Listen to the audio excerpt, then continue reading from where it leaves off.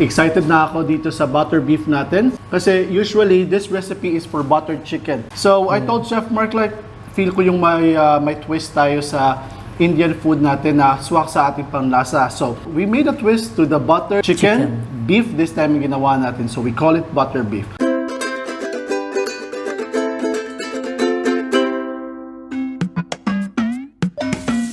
Maayong adlaw mga kahigalaan! Ako si Chakoy and you're watching Wandering Kusina's YouTube channel.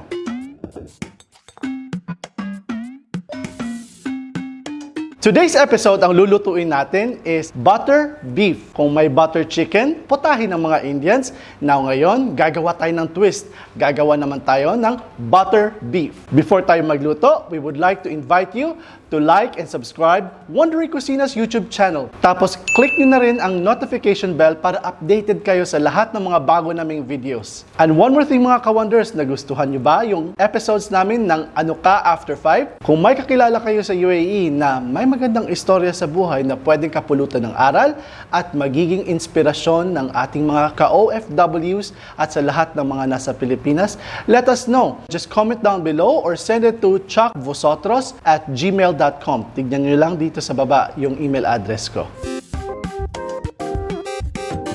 So now, lulutuin na natin yung ating butter beef with Chef Mark. Hello mga wonders, ako si Mark.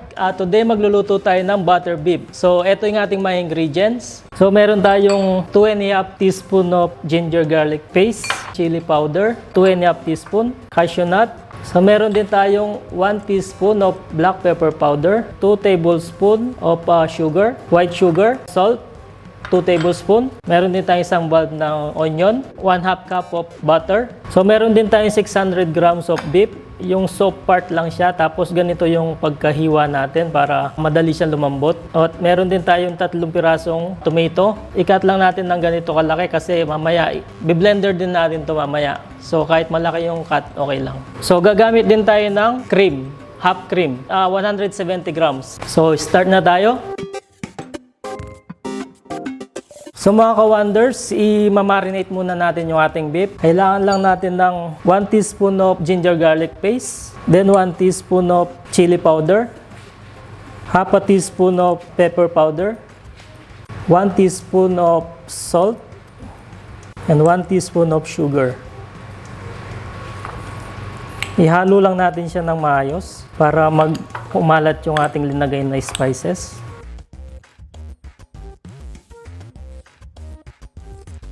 So mga ka-wonders, natimplahan ko na yung beef natin. Set aside lang natin to. Tapos ilulutuin natin mamaya. So now, igigisa na natin yung pinaka-sauce niya, yung kamatis natin. So open lang natin yung kalan. So maglalagay lang tayo ng butter. Hinaan lang natin yung kalan natin para hindi siya masunog. O tanggalin muna natin. Kasi masyadong mainit yung kawali. Lusawin muna natin siya bago natin siya ibalik para hindi siya masunog. So, igisa lang natin yung ating onion.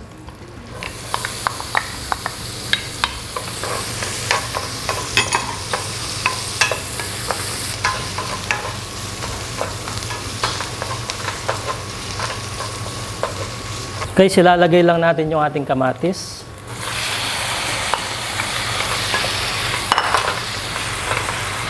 Then, titimplahan lang natin siya ng pepper, yung sobra natin kanina, yung chili powder, yung ginger garlic powder, ginger garlic paste, sugar, and salt.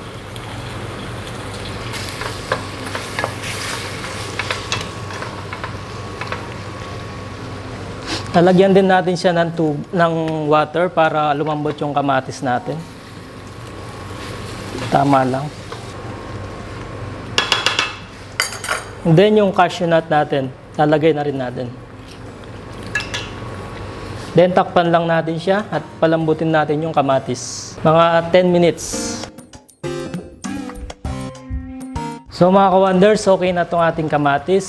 So isi-set aside lang natin to, palalamigin natin para i-blender natin later.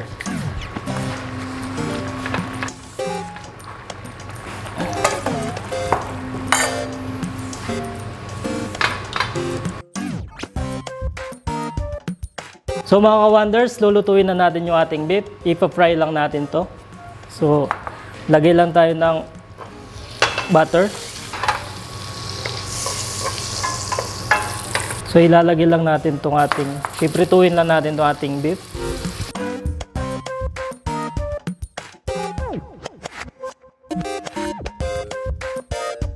So mga wonders, yung pagprito natin ng beef, siguro mga 2 minutes or 1 minute lang per side kasi manipis lang to.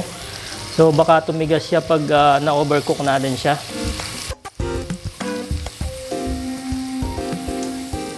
Yan lang. So mga ka-wonders, malapit na itong maluto yung ating beef. Prito lang natin to para di siya matigas.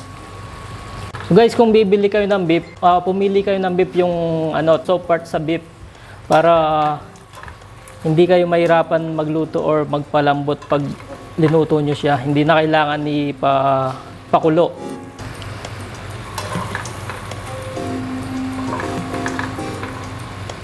Guys, set aside natin itong pinagprituhan natin kasi mamaya dito natin ilalagay yung ating sauce. Hindi natin tatapon itong pinagprituhan natin ng beef. So, nandito lahat yung lasa na linagay natin doon sa beef tsaka yung juice ng beef natin. So, set aside lang natin to. Dito natin ilalagay yung sauce natin gagawin. Mga wonders, malamig na yung linuto nating kamatis kanina. So, lalagay na natin siya sa blender para malusaw na lahat yung mga kamatis. Tapos kung meron kayong hand blender, pwede rin siyang hand blender yung gamitin ninyo. Kasi wala kaming hand blender kaya Ninja blender yung ginamit namin. Mas maganda kung hand blender yung gamitin ninyo. Kasi kahit mainit yun, pwede nyo siyang i-blend. Kasi sa blender kasi, pag mainit yung binlend, magkaka-pressure sa loob. Baka pumutok yung blender ninyo.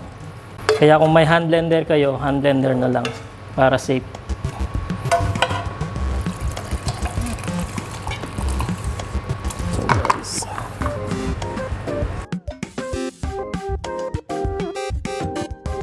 I-blender lang natin siya ng 45.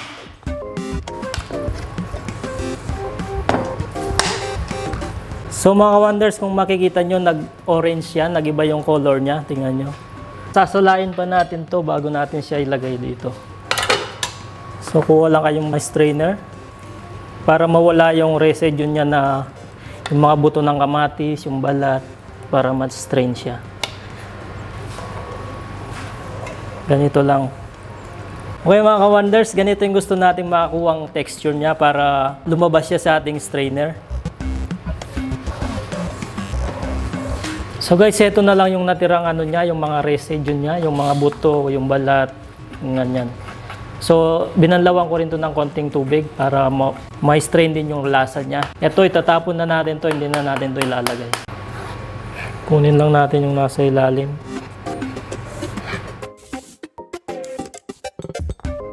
So guys, ito na yung ating sauce. Ito na yung ating sauce sa ating butter beef. So guys, open lang natin ulit yung ating kalan para uminit siya. At maglalagay din tayo ng yung ating cream, tsaka yung butter. So ito na, kaya tinawag to na butter. Butter lahat yung ginagamit natin pang gisa, yung pang prito. Tsaka pagkaluto niya, pwede rin natin siyang lagyan ng butter. So guys, isunod natin itong ating cream. So itong cream natin mga ka-wonders para mag-creamy yung ating sauce. Siguro mga half lang or magtitira tayong pang toppings mamaya. Ayun na yun. Ang bango na. Ang sarap. Mga ka-wonders, ilalagay ko na yung ating beef sa ating sauce.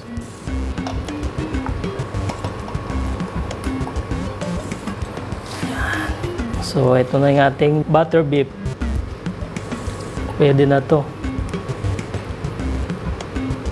So, mga ka-wonders, luto na itong ating butter beef. So, titikman na natin with Chakoy. So guys, titikman na namin. Excited na ako dito sa butter beef natin. First time natin gagawin to. Kasi usually, this recipe is for buttered chicken. So, I told Chef Mark like, feel ko yung may twist tayo sa Indian food natin na swak sa ating panlasa. So, we created or we made a twist to the buttered chicken, beef this time yung ginawa natin. So, we call it butter beef. Now, tikman natin kung gano'ng kasarap at kung okay na okay ba. First, yung sauce. Tignan nyo yung sauce, oh.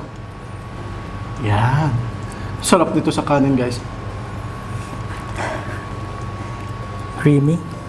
Creamy yung sauce. Wow. Nandoon yung medyo konting anghang ng chili powder at saka yung ginger garlic paste natin. Now, this time, tikman natin yung beef.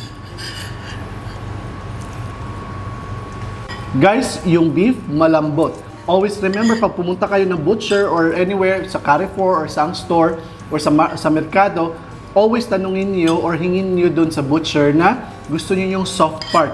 Para pag nagluto kayo nito, hindi na matagal ang proseso kasi baka kailangan nyo pang i-pressure cooker or matagal nyo palambutin sa pagpapakulo.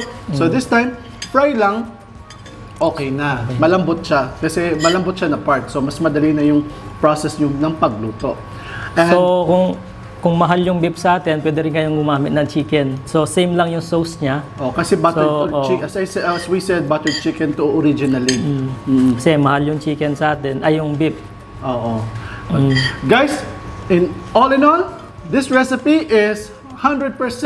Congratulations, Chef Mark. Thank you. Ang sarap.